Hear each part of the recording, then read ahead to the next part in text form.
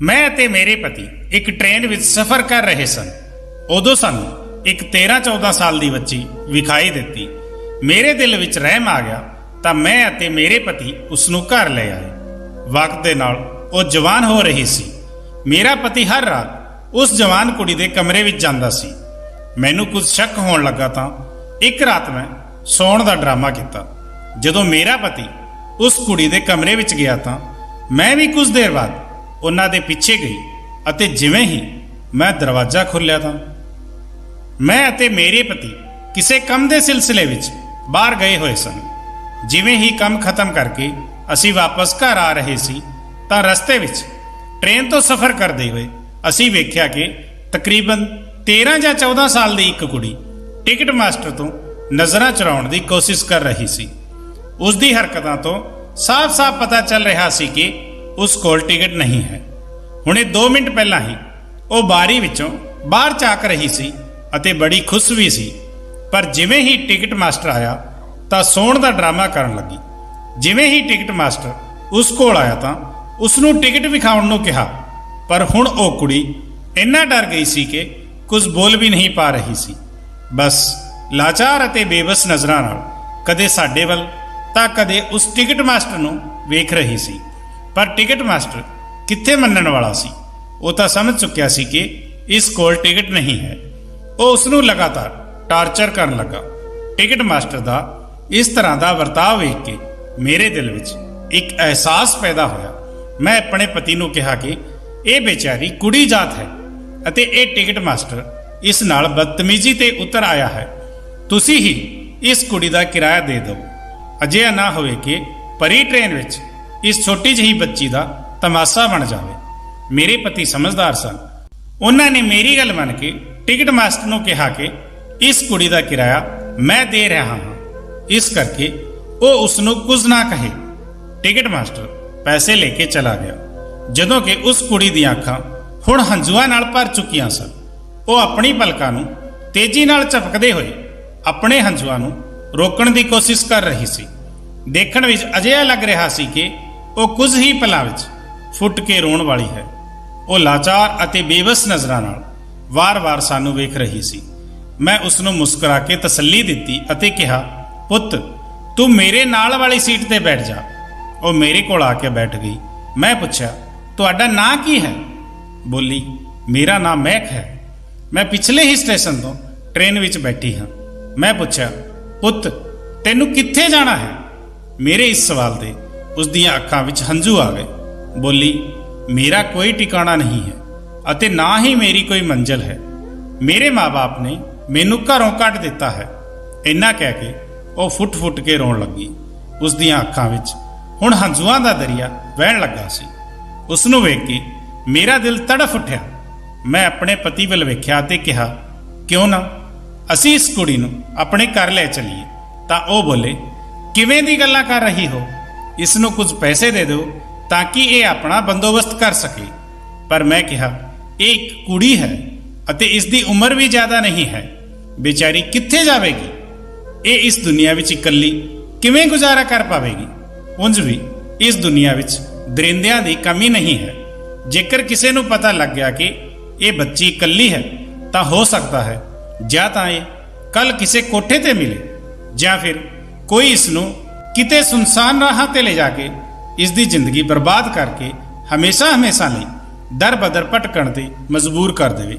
उंज भी तुहानूं तां पता ही है साडे कोल हाले कोई औलाद नहीं है। जेकर असीं इसनूं ले चलांगे तां मैनूं भी कुछ सहारा मिल जाएगा। इसनूं पढ़ा लिखा के 4-5 साल बाद इसका किसी चंगे घर विच विआह करा देवांगे अते इस तरह नाल इस बच्ची की जिंदगी भी बर्बाद होने तो बच जाएगी। खैर मेरे पति मेरी गल्लां नूं सुन के उसनूं घर लियाउण लई राजी तां हो गए, पर वो फिर भी इस गल के खिलाफ सन। मैं उस बच्ची नूं जदों ये गल दसी कि मैं उसनूं अपने घर लैके जाना चाहुंदी हाँ तां वो बहुत खुश होई अते बोली, मैं तुहाडा ये एहसान कदे नहीं भुलांगी। मैनूं उसकी ये गल बहुत चंगी लगी। पर जदों मैं उसनूं घर लैके आई तां घर विच एक हलचल मच गई। मेरी सस मेरे ते चीकण लगी, तू पागल हो गई है? किसी अनजान कुड़ी नूं अपने घर विच रखेगी? ਜਾਣਦੀ ਵੀ ਹੈ ਅੱਜ ਕੱਲ੍ਹ ਲੋਕਾਂ ਨੇ ਘਰ ਵਿੱਚ ਲੁੱਟ ਕਰਨ ਦਾ ਇਹ ਚੰਗਾ ਤਰੀਕਾ ਅਪਣਾਇਆ ਹੋਇਆ ਹੈ। ਪਹਿਲਾਂ ਘਰ ਵਿੱਚ ਆਪਣਾ ਬਣ ਕੇ ਵੜਦੇ ਹਨ, ਉਸ ਦੇ ਬਾਅਦ ਸੱਟ ਲਾ ਕੇ ਸਭ ਕੁਝ ਲੁੱਟ ਕੇ ਭੱਜ ਜਾਂਦੇ ਹਨ। ਨੂੰ ਕਿਤੇ ਅਜਿਹਾ ਨਾ ਹੋਵੇ ਕਿ ਤੈਨੂੰ ਇਹ ਮਹਿੰਗਾ ਪੈ ਜਾਵੇ। ਪਰ ਮੈਂ ਆਪਣੀ ਸੱਸ ਦੀ ਇੱਕ ਵੀ ਗੱਲ ਨਾ ਸੁਣੀ। ਬਸ ਸੱਸ ਦੀਆਂ ਗੱਲਾਂ ਸੁਣ ਕੇ ਮੇਰੇ ਦਿਮਾਗ ਵਿੱਚ ਸਿਰਫ ਇੱਕ ਹੀ ਖਿਆਲ ਆ ਰਿਹਾ ਸੀ ਕਿ ਮੇਰੀ ਸੱਸ ਪੂਰੇ ਘਰ ਦਾ ਕੰਮ ਹਮੇਸ਼ਾ ਮੇਰੇ ਤੋਂ ਹੀ ਕਰਵਾਉਣਾ ਚਾਹੁੰਦੀ ਹੈ। ਉਹ ਨਹੀਂ ਚਾਹੁੰਦੀ ਕਿ ਕੋਈ ਘਰ ਦੇ ਕੰਮ ਵਿੱਚ ਮੇਰੀ ਮਦਦ ਕਰੇ, ਇਸ ਲਈ ਉਹ ਮੈਨੂੰ ਵਾਰ-ਵਾਰ ਮਨਾ ਕਰ ਰਹੀ ਸੀ। ਸਮਾਂ ਇਸੇ ਤਰ੍ਹਾਂ ਬੀਤਦਾ ਗਿਆ। ਦਿਨ ਮਹੀਨੇ ਸਾਲ ਵਿੱਚ ਗੁਜ਼ਰਦੇ ਚਲੇ ਗਏ। ਮੈਂ ਖੂਬ ਮਨ ਲਾ ਕੇ ਦਿਨ ਰਾਤ ਮੇਰੀ ਸੇਵਾ ਕਰਦੀ ਸੀ। ਪਰ ਮੈਨੂੰ 3 ਸਾਲ ਗੁਜ਼ਰਨ ਤੋਂ ਬਾਅਦ ਇਸ ਗੱਲ ਦਾ ਅਹਿਸਾਸ ਹੋਇਆ ਕਿ ਮੇਰੀ ਸੱਸ ਨੇ ਜੋ ਕੁਝ ਕਿਹਾ ਸੀ ਮੈਨੂੰ ਉਹ ਸਭ ਕੁਝ ਸੱਚ ਹੁੰਦਾ ਨਜ਼ਰ ਆ ਰਿਹਾ ਸੀ। ਮੈਨੂੰ ਕਦੇ ਕਿਸੇ ਤੇ ਸ਼ੱਕ ਕਰਨ ਦੀ ਆਦਤ ਨਹੀਂ ਸੀ, ਪਰ ਇੱਕ ਰਾਤ ਮੈਨੂੰ ਇਹ ਸਭ ਵੀ ਕਰਨਾ ਪੈ ਗਿਆ। ਰਾਤ ਦੇ ਤਕਰੀਬਨ 2 ਵਜੇ ਹੋਏ ਸਨ। ਮੇਰੀ ਅਚਾਨਕ ਨੀਂਦ ਤੋਂ ਅੱਖਾਂ ਖੁੱਲੀ ਤਾਂ ਵੇਖਦੀ ਹਾਂ ਕਿ ਮੇਰੇ ਪਤੀ ਕਮਰੇ ਵਿੱਚ ਮੌਜੂਦ ਨਹੀਂ ਹਨ। ਮੈਨੂੰ ਕੁਝ ਸ਼ੱਕ ਹੋਇਆ, ਪਰ ਮੈਂ ਨਜ਼ਰ ਅੰਦਾਜ਼ ਕਰ ਦਿੱਤਾ। ਪਰ ਅਗਲੇ ਦਿਨ ਫਿਰ ਐਦਾਂ ਹੀ ਹੋਇਆ, ਪਰ ਮੈਂ ਫਿਰ ਵੀ ਨਜ਼ਰ ਅੰਦਾਜ਼ ਕਰ ਦਿੱਤਾ। ਜਦੋਂ ਇਹ ਸਿਲਸਿਲਾ 4-5 ਦਿਨ ਤੱਕ ਲਗਾਤਾਰ ਚੱਲਦਾ ਰਿਹਾ ਤਾਂ ਮੈਨੂੰ ਆਪਣੇ ਪਤੀ ਤੇ ਸ਼ੱਕ ਹੋਣ ਲੱਗਾ। ਅਖੀਰ ਇੰਨੀ ਰਾਤ ਨੂੰ ਇਹ ਰੋਜ਼ਾਨਾ ਉੱਠ ਕੇ ਕਿੱਥੇ ਜਾਂਦੇ ਹਨ। ਅਗਲੇ ਦਿਨ ਮੈਂ ਸੋਚਿਆ ਕਿ ਅੱਜ ਮੈਂ ਪੂਰੀ ਰਾਤ ਨਹੀਂ ਸੋਵਾਂਗੀ ਅਤੇ ਮੈਂ ਅਜਿਹਾ ਹੀ ਕੀਤਾ। ਲੱਖ ਨੀਂਦ ਆਉਣ ਦੇ ਬਾਵਜੂਦ ਵੀ ਮੈਂ ਨੀਂਦ ਨੂੰ ਆਪਣੇ ਆਪ ਤੇ ਹਾਵੀ ਨਹੀਂ ਹੋਣ ਦਿੱਤਾ। ਜਿਵੇਂ ਹੀ ਰਾਤ ਦੇ 2 ਵਜੇ ਮੇਰੇ ਪਤੀ ਕਮਰੇ ਤੋਂ ਬਾਹਰ ਨਿਕਲੇ, ਮੈਂ ਵੀ ਚੋਰੀ ਕਦਮਾਂ ਨਾਲ ਉਹਨਾਂ ਦੇ ਪਿੱਛੇ ਚੱਲ ਪਈ। ਮੇਰੇ ਪਤੀ ਦੇ ਕਦਮ ਮਹਿਕ ਦੇ ਕਮਰੇ ਵੱਲ ਵਧ ਰਹੇ ਸਨ। ਦਿਲ ਹੀ ਦਿਲ ਵਿੱਚ ਬਹੁਤ ਦੁੱਖ ਹੋ ਰਿਹਾ ਸੀ ਕਿ ਕਿਤੇ ਇਹ ਗੱਲ ਸੱਚ ਨਾ ਹੋਵੇ, ਅਤੇ ਨਾਲ ਹੀ ਨਾਲ ਮੈਨੂੰ ਆਪਣੀ ਸੱਸ ਦੀਆਂ ਗੱਲਾਂ ਵੀ ਯਾਦ ਆ ਰਹੀ ਸੀ ਕਿ ਕਾਸ਼ ਮੈਂ ਉਸ ਵਕਤ ਆਪਣੀ ਸੱਸ ਦੀਆਂ ਗੱਲਾਂ ਸੁਣ ਲੈਂਦੀ। ਪਰ ਮੈਂ ਆਪਣੇ ਆਪ ਨੂੰ ਆਪਣੀ ਸੱਸ ਦੀਆਂ ਨਜ਼ਰਾਂ ਵਿੱਚ ਹਾਰਿਆ ਹੋਇਆ ਸਾਬਤ ਨਹੀਂ ਕਰਨਾ ਚਾਹੁੰਦੀ ਸੀ। ਜਿਵੇਂ ਹੀ ਮੇਰੇ ਪਤੀ ਹੌਲੀ-ਹੌਲੀ ਦਰਵਾਜ਼ਾ ਖੋਲ੍ਹ ਕੇ ਕਮਰੇ ਅੰਦਰ ਦਾਖਲ ਹੋਏ ਤਾਂ ਮੈਂ ਵੀ ਦਰਵਾਜ਼ੇ ਕੋਲ ਛੁਪ ਕੇ ਉਹਨਾਂ ਨੂੰ ਦੇਖਣ ਲੱਗੀ।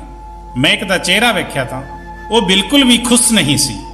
ਉਹ ਦੇਖਣ ਵਿੱਚ ਬਿਲਕੁਲ ਅਜਿਹੀ ਲੱਗ ਰਹੀ ਸੀ ਜਿਵੇਂ ਕਿ ਉਸ ਨੂੰ ਕੋਈ ਗਮ ਖਾ ਰਿਹਾ ਹੋਵੇ। ਉਸਨੇ ਮੇਰੇ ਪਤੀ ਨੂੰ ਵੇਖਦੇ ਹੀ ਮੂੰਹ ਫੇਰ ਲਿਆ, ਪਰ ਮੇਰੇ ਪਤੀ ਉਸ ਨੂੰ ਘੂਰ-ਘੂਰ ਕੇ ਵੇਖ ਰਹੇ ਸਨ ਅਤੇ ਵਾਰ-ਵਾਰ ਉਸ ਵੱਲ ਹੱਥ ਵਧਾ ਕੇ ਇਸ਼ਾਰਿਆਂ ਵਿੱਚ ਉਸ ਨੂੰ ਕੁਝ ਦੱਸਣ ਦੀ ਕੋਸ਼ਿਸ਼ ਵੀ ਕਰ ਰਹੇ ਸਨ। ਪਰ ਮੈਂ ਆਪਣੇ ਆਪ ਨੂੰ ਪਿੱਛੇ ਵੱਲ ਧਕੇਲ ਰਹੀ ਸੀ। ਇਹ ਸਭ ਵੇਖ ਕੇ ਮੈਂ ਹੈਰਾਨ ਹੋ ਗਈ। ਮੈਂ ਆਪਣੇ ਹੋਸ਼ ਖੋ ਬੈਠੀ ਅਤੇ ਮੈਨੂੰ ਅਜਿਹਾ ਮਹਿਸੂਸ ਹੋਣ ਲੱਗਾ ਕਿ ਜਿਵੇਂ ਮੇਰੇ ਪੈਰਾਂ ਹੇਠੋਂ ਜ਼ਮੀਨ ਹੀ ਖਿਸਕ ਗਈ ਹੋਵੇ। ਮੈਂ ਤੁਰੰਤ ਭੱਜ ਕੇ ਆਪਣੇ ਕਮਰੇ ਵਿੱਚ ਆਈ ਅਤੇ ਫੁੱਟ-ਫੁੱਟ ਕੇ ਰੋਣ ਲੱਗੀ। ਹੁਣ ਮੇਰਾ ਸ਼ੱਕ ਭਰੋਸੇ ਵਿੱਚ ਬਦਲ ਚੁੱਕਾ ਸੀ, ਪਰ ਮੈਂ ਕਰ ਵੀ ਕੀ ਸਕਦੀ ਸੀ। ਮੈਂ ਕਿਸੇ ਨੂੰ ਕੁਝ ਦੱਸ ਵੀ ਨਹੀਂ ਸਕਦੀ ਸੀ, ਕਿਉਂਕਿ ਮੈਂ ਹੀ ਇਸ ਕੁੜੀ ਨੂੰ ਜ਼ਬਰਦਸਤੀ ਆਪਣੇ ਘਰ ਲੈ ਕੇ ਆਈ ਸੀ। ਜੇਕਰ ਮੈਂ ਕਿਸੇ ਨੂੰ ਇਸ ਦੇ ਬਾਰੇ ਕੁਝ ਦੱਸਿਆ ਤਾਂ ਮੇਰੀ ਬਹੁਤ ਬਦਨਾਮੀ ਹੋਵੇਗੀ।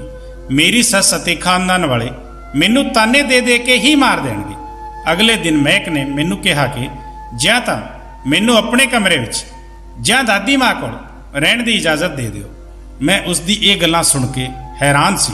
ਮੈਂ ਉਸ ਤੋਂ ਕਿਹਾ, ਅਖੀਰ ਅਜਿਹੀ ਕੀ ਗੱਲ ਹੈ ਜਿਸ ਵਜ੍ਹਾ ਨਾਲ ਤੂੰ ਆਪਣਾ ਕਮਰਾ ਬਦਲਣਾ ਚਾਹੁੰਦੀ ਹੈ। ਉਹ ਕੁਝ ਨਾ ਬੋਲੀ ਅਤੇ ਚੁੱਪ ਹੋ ਗਈ, ਪਰ ਦੇਖਣ ਵਿੱਚ ਬਿਲਕੁਲ ਅਜਿਹਾ ਲੱਗ ਰਿਹਾ ਸੀ ਕਿ ਜਿਵੇਂ ਉਹ ਬਹੁਤ ਡਰੀ ਹੋਈ ਹੈ। ਮੈਂ ਉਸ ਤੋਂ ਜ਼ਬਰਦਸਤੀ ਪੁੱਛਣ ਦੀ ਕੋਸ਼ਿਸ਼ ਕੀਤੀ ਕਿ ਅਖੀਰ ਗੱਲ ਕੀ ਹੈ, ਪਰ ਉਸਨੇ ਸਿਰਫ ਇੰਨਾ ਹੀ ਜਵਾਬ ਦਿੱਤਾ ਕਿ ਮੈਨੂੰ ਇਕੱਲੇ ਡਰ ਲੱਗਦਾ ਹੈ, ਅਤੇ ਇੰਨਾ ਕਹਿ ਕੇ ਉਸਨੇ ਗੱਲ ਨੂੰ ਰਫਾ ਦਫਾ ਕਰ ਦਿੱਤਾ। ਪਰ ਉਸ ਦੀ ਇਹ ਗੱਲਾਂ ਸੁਣ ਕੇ ਮੈਂ ਅੰਦਰ ਤੋਂ ਖੁਸ਼ ਸੀ, ਕਿਉਂਕਿ ਮੈਂ ਸਮਝ ਚੁੱਕੀ ਸੀ ਕਿ ਸ਼ਾਇਦ ਇਸ ਕੁੜੀ ਦੀ ਕੋਈ ਗਲਤੀ ਨਹੀਂ ਹੈ। ਹੋ ਸਕਦਾ ਹੈ ਕਿ ਸਾਰੀ ਗਲਤੀ ਮੇਰੇ ਪਤੀ ਦੀ ਹੀ ਹੋਵੇ। ਉਹੀ ਇਸ ਨੂੰ ਜ਼ਬਰਦਸਤੀ ਟਾਰਚਰ ਕਰ ਰਿਹਾ ਹੋਵੇ। ਮੈਂ ਆਪਣੀ ਸੱਸ ਤੋਂ ਮਹਿਕ ਨੂੰ ਉਹਨਾਂ ਦੇ ਕਮਰੇ ਵਿੱਚ ਰਹਿਣ ਦੀ ਇਜਾਜ਼ਤ ਦੇਣ ਲਈ ਗੱਲ ਕੀਤੀ, ਪਰ ਮੇਰੀ ਸੱਸ ਨੇ ਸਾਫ਼ ਮਨਾ ਕਰ ਦਿੱਤਾ। ਕੁਝ ਦਿਨਾਂ ਬਾਅਦ ਰੱਬ ਦੀ ਅਜਿਹੀ ਕਰਨੀ ਹੋਈ ਕਿ ਮੇਰੇ ਪਤੀ ਦਾ ਟ੍ਰਾਂਸਫਰ ਹੋ ਗਿਆ ਅਤੇ ਉਹ ਜੋਬ ਕਰਨ ਲਈ ਕਿਸੇ ਦੂਜੇ ਸ਼ਹਿਰ ਚਲੇ ਗਏ। ਹੁਣ ਮੈਨੂੰ ਖੁਸ਼ ਨਜ਼ਰ ਆ ਰਹੀ ਸੀ। ਅਜਿਹਾ ਲੱਗ ਰਿਹਾ ਸੀ ਜਿਵੇਂ ਕਿ ਹੁਣ ਉਸ ਨੂੰ ਮੈਂ ਕਿਤੇ ਹੋਰ ਨਹੀਂ ਭੇਜਣਾ ਚਾਹੁੰਦੀ ਸੀ, ਕਿਉਂਕਿ ਮੈਂ ਨਹੀਂ ਚਾਹੁੰਦੀ ਸੀ ਕਿ ਲੋਕ ਮੇਰੇ ਤੇ ਉਂਗਲ ਚੁੱਕੇ ਕਿ ਜਵਾਨ ਬੇਸਹਾਰਾ ਕੁੜੀ ਨੂੰ ਘਰ ਤੋਂ ਕੱਢ ਦਿੱਤਾ ਅਤੇ ਉਂਝ ਵੀ ਮੈਂ ਉਸ ਨੂੰ ਉਸ ਦੀ ਹਿਫਾਜ਼ਤ ਕਰਨ ਲਈ ਲੈ ਕੇ ਆਈ ਸੀ। ਮੇਰੇ ਪਤੀ ਨੂੰ ਗਏ ਹੋਏ ਤਕਰੀਬਨ 2 ਮਹੀਨੇ ਹੀ ਗੁਜ਼ਰੇ ਸਨ ਕਿ ਮੈਨੂੰ ਉਹ ਖੁਸ਼ਖਬਰੀ ਮਿਲੀ ਜਿਸ ਨੂੰ ਸੁਣਨ ਲਈ ਹਰ ਇਨਸਾਨ ਦੇ ਕੰਨ ਤਰਸਦੇ ਹਨ।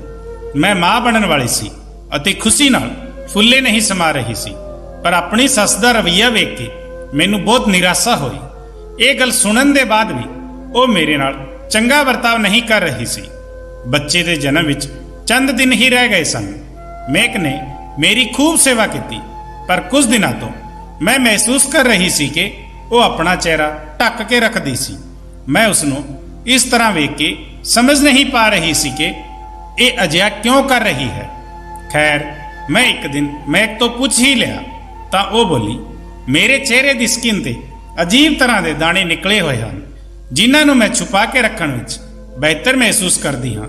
ਮੈਕ ਦੀ ਗੱਲ ਸੁਣ ਕੇ ਮੈਨੂੰ ਅਫਸੋਸ ਹੋਇਆ। ਮੈਂ ਸੋਚਿਆ ਉਸ ਨੂੰ ਕਿਸੇ ਸਕਿਨ ਸਪੈਸ਼ਲਿਸਟ ਕੋਲ ਲੈ ਜਾਵਾਂਗੀ, ਪਰ ਫਿਰ ਵਕਤ ਨਹੀਂ ਮਿਲਿਆ। ਮੈਕ ਬਾਰੇ ਸੋਚਣ ਦਾ ਹੋਸ਼ ਹੀ ਨਹੀਂ ਰਿਹਾ, ਕਿਉਂਕਿ ਮੇਰੀ ਡਿਲੀਵਰੀ ਦਾ ਟਾਈਮ ਬਹੁਤ ਨਜ਼ਦੀਕ ਸੀ ਅਤੇ ਆਖਰਕਾਰ ਉਹ ਦਿਨ ਆ ਹੀ ਗਿਆ ਜਦੋਂ ਮੇਰੇ ਪੁੱਤਰ ਪੈਦਾ ਹੋਇਆ। ਮੇਰੀ ਸੱਸ ਵੀ ਆਪਣੇ ਪੋਤਰੇ ਨੂੰ ਵੇਖ ਕੇ ਮੇਰੀ ਕਦਰ ਕਰਨ ਲੱਗੀ। ਬੱਚੇ ਦੇ ਜਨਮ ਮੌਕੇ ਦਾਈ ਨੇ ਮੇਰਾ ਬਹੁਤ ਸਾਥ ਦਿੱਤਾ। ਬੱਚੇ ਦੇ ਮਾਮਲੇ ਤੋਂ ਫਾਰਗ ਹੋ ਕੇ ਉਹਨਾਂ ਨੇ ਮੇਕ ਨੂੰ ਕੋਲ ਬੁਲਾਇਆ ਅਤੇ ਬੋਲੀ, ਧੀਏ, ਮੇਰੀ ਗੱਲ ਗੌਰ ਨਾਲ ਸੁਣੀ। ਤੇਰੀ ਮਾਂ ਦੀ ਹਾਲਤ ਨਾਜ਼ੁਕ ਹੈ। ਅਜੇ ਵਿੱਚ ਉਹਨਾਂ ਨੂੰ 40 ਦਿਨਾਂ ਤੱਕ ਲਗਾਤਾਰ ਮਾਲਸ਼ ਦੀ ਜ਼ਰੂਰਤ ਹੈ, ਵਰਨਾ ਇਹ ਬਿਮਾਰ ਵੀ ਪੈ ਸਕਦੀ ਹੈ। ਅਤੇ ਅਜੇ ਦਿਨਾਂ ਵਿੱਚ ਜੇਕਰ ਸਰਦੀ ਵਗੈਰਾ ਦਾ ਮੌਸਮ ਹੋਵੇ ਤਾਂ ਫਿਰ ਸਾਰੀ ਉਮਰ ਇਹ ਦਰਦ ਜੋੜਾਂ ਵਿੱਚੋਂ ਨਹੀਂ ਜਾਂਦਾ। ਜੇਕਰ ਇਸ ਦਾ ਖਿਆਲ ਨਾ ਰੱਖਿਆ ਤਾਂ ਉਮਰ ਭਰ ਸਿਹਤਮੰਦ ਨਹੀਂ ਹੋ ਸਕੇਗੀ, ਸਗੋਂ ਦੂਜੇ ਬੱਚੇ ਦੇ ਜਨਮ ਦੇ ਵਕਤ ਹੋਰ ਵੀ ਜ਼ਿਆਦਾ ਪਰੇਸ਼ਾਨੀ ਹੋਵੇਗੀ। ਦਾਈ ਅਤੇ ਸੱਸ ਦੀਆਂ ਗੱਲਾਂ ਨੇ ਮੈਨੂੰ ਡਰਾ ਦਿੱਤਾ ਸੀ। ਉਹਨਾਂ ਨੇ ਮੈਕ ਦੀ ਮਿੰਨਤ ਕੀਤੀ ਕਿ ਮੇਰੀ ਰੋਜ਼ਾਨਾ ਵਕਤ ਤੇ ਮਾਲਿਸ਼ ਕਰ ਦਿਆ ਕਰੇ। ਦਾਈ ਦੀ ਗੱਲ ਸੁਣ ਕੇ ਮੈਂ ਇੱਕ ਉਲਝਣ ਵਿੱਚ ਪੈ ਗਈ।